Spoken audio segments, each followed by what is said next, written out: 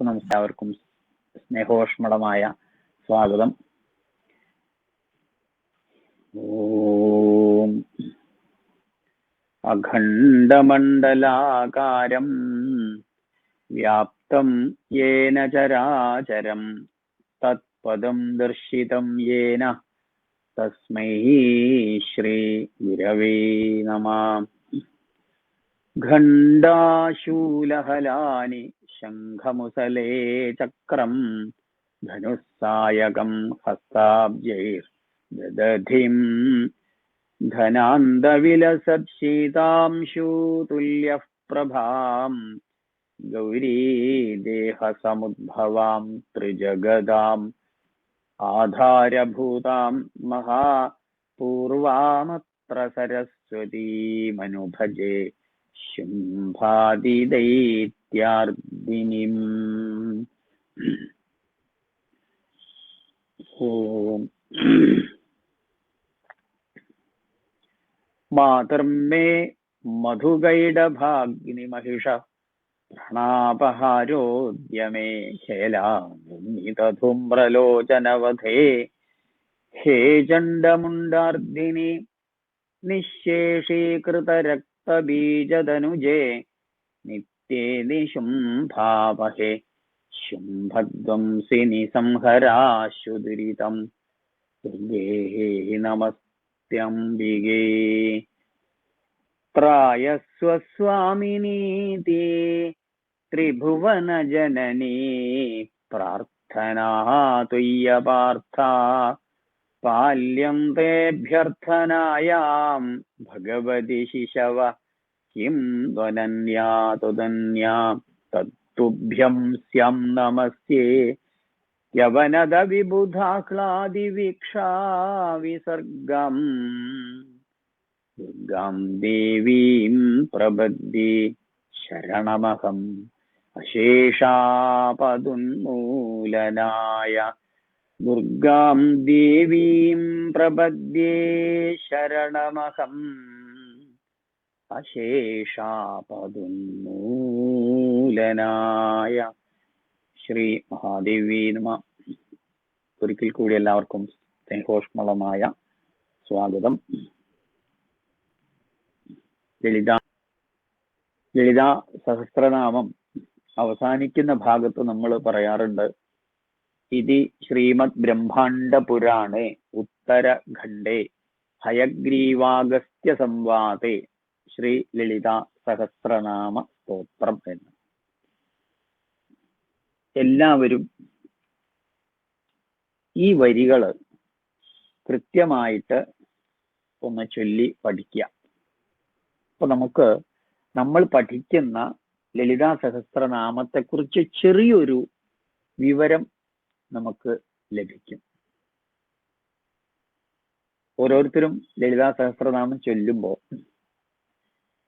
പ്രത്യേകിച്ച് ഈ എന്തുകൊണ്ട് ഋഷി ഛന്ദസ് തൊടുമ്പോ വശിന്യാദി വാഗ്ദേവത ഋഷയ, പല ക്ലാസ്സിലും ഞാൻ പറഞ്ഞിട്ടുണ്ട് ഋഷി ഛന്ദസ് തൊട്ടിട്ട് വേണം ലളിതാ സഹസ്രനാമം ആരംഭിക്കാൻ എന്നുള്ളത്. ഗുരുക്കന്മാരെ വന്ദിക്കുക എന്നുള്ളത് ഭാരതീയ സംസ്കാരമാണ്. അപ്പോ വശിന്യാദി വാഗ്ദേവതമാരാണ്. അതുകൊണ്ടാണ് ഋഷയ എന്ന് പറയാനുള്ള കാരണം. ഒരു മന്ത്രമോ ഒരു സ്തോത്രമോ ഒരാൾ എഴുതുമ്പോൾ മാത്രമാണ് ഋഷി എന്ന് പറയുന്നത്. ഋഷയ പ്ലൂരലാണ്. അതുകൊണ്ടാണ് വശിന്യാദി എന്ന ആ നാമം അവിടെ ഉപയോഗിക്കുന്നത്. വശിന്യാദി തുടങ്ങിയിട്ടുള്ള വാഗ്ദേവതമാരാണ് ആ ലളിതാ സഹസ്രനാമം രചിച്ചിട്ടുള്ളത്. ആരൊക്കെയാണ് അവരെന്ന് ഞാൻ പറയേണ്ടായിട്ടുണ്ട് അല്ലെ. വശിനി, കാമേശ്വരി, മോദിനി, വിമല, അരുണ, ജൈനി, സർവേശ്വരി, കുളയോഗിനി, ഇങ്ങനെയുള്ള 8 വാഗ്ദേവതമാരാണ്. ഭഗവതിയുടെ പ്രത്യേകിച്ച് സരസ്വതിയുടെ 8 ഭാവങ്ങളെ കുറിച്ചാണ് പറയുന്നത്. ലളിത ത്രിപുരസുന്ദരി ഭണ്ഡാസുര വധമൊക്കെ കഴിഞ്ഞ സമയത്ത്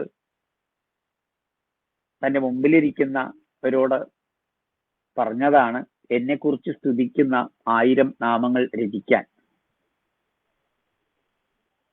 ആ ഉപദേശമനുസരിച്ചാണ് വാഗ്ദേവതമാര് ലളിതാ സഹസ്രനാമം രചിക്കുന്നത്.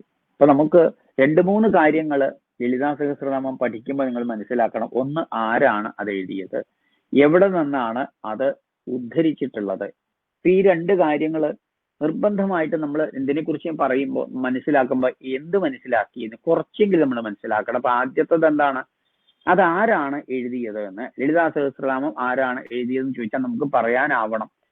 ഇപ്പൊ വശിന്യാദി വാഗ്ദേവതമാരാണ് അത് എഴുതിയതെന്ന് പറയാൻ. അപ്പൊ വശിന്യാദി വാഗ്ദേവതമാരാണ് എന്ന് ഞാൻ പലതവണ, അല്ലെങ്കിൽ ഇതെങ്കിലും പറയാനാവണം, വശിന്യാദി വാഗ്ദേവതമാരാണ് ലളിതാ സഹസ്രനാമം എഴുതിയിട്ടുള്ളത്.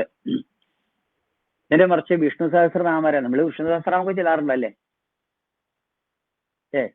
ആരാണ് വിഷ്ണു സഹസ്രനാമം എഴുതിയത്? ആരെങ്കിലും ചിന്തിച്ചിട്ടുണ്ടോ?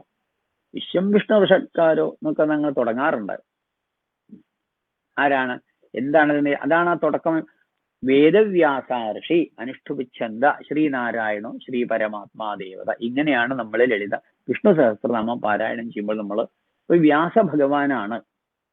പഞ്ചമവേദം എന്ന് പറയപ്പെടുന്ന മഹാഭാരതത്തിലെ 2 കൽപ്പവൃക്ഷങ്ങളാണ് ഭഗവത്ഗീതയും അതുപോലെ തന്നെ വിഷ്ണു സഹസ്രനാമവും. കൽപ്പവൃക്ഷം എന്നൊക്കെ പറഞ്ഞാൽ ഭക്തൻ ആവശ്യപ്പെടുന്നത് എന്തും നൽകുന്ന വിശേഷ വൃക്ഷമാണ്, ബിലോങ്സ് ടു സ്വർഗമാണ്. അപ്പോ ഭക്തിയോടുകൂടി, ശ്രദ്ധയോടുകൂടി, അർപ്പണഭാവത്തോടുകൂടി നമ്മൾ അതൊക്കെ ജപിക്കുകയാണെങ്കിൽ നമുക്ക് നമ്മൾ ആഗ്രഹിച്ചത്, ആവശ്യപ്പെട്ടത് മുഴുവൻ നമുക്ക് ലഭിക്കും എന്നുള്ളതാണ്. ഈ 3 കാര്യങ്ങൾ നിർബന്ധമായിട്ട് നമ്മൾ പാലിച്ചിരിക്കണം. ഭക്തി വേണം, ശ്രദ്ധ വേണം, സമർപ്പണ ഭാവവും വേണം. ഇപ്പൊ വശിന്യാദി വാഗ്ദേവന്മാരെഴുതി അതെവിടെ നിന്ന് എന്ന് ചോദിച്ചാൽ അല്ലേ, 18 പുരാണങ്ങൾ. അത് ഞാൻ പറഞ്ഞു. ബ്രാഹ്മം പാത്മം വൈഷ്ണവം ച ശൈവം ഭാഗവതം തഥാ ഭവിഷ്യ നാരദീയം മാർക്കാണ്ഡേയം തഥാപരം ആഗ്നേയം ബ്രഹ്മവൈവർത്തം ലൈംഗം വാരാഹമേവ ച സ്കാന്തം ച വാമനം ചെയ്വ കൂർമ്മം മത്സ്യം ജഗാരുഢം ബ്രഹ്മാണ്ഡം ചെയ്വ പുണ്യോയം പുരാണാനാമനുക്രമ.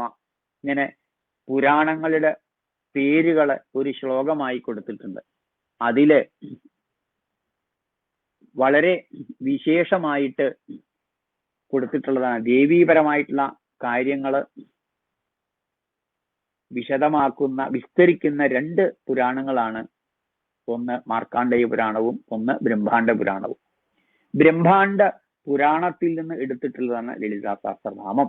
അപ്പൊ ഈ കാര്യം നമ്മൾ മനസ്സിലാക്കണം എന്ന് അഭ്യർത്ഥിക്കുകയാണ്.